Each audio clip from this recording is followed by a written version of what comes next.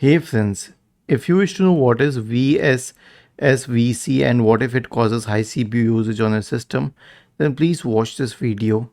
Now, I will just guide you through two solutions for its high CPU usage problem. The first one is a system restore. So search for recovery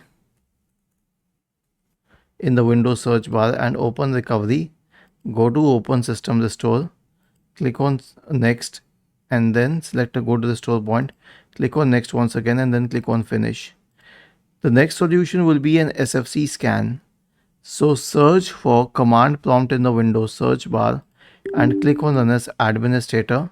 Type the command sfc /scan now and hit enter to invoke the SFC scan. Was this helpful? If yes, then please subscribe to the channel. If not, then let us know in the comment section of the video on how we could help you further. Thank you for watching this video and have a nice day.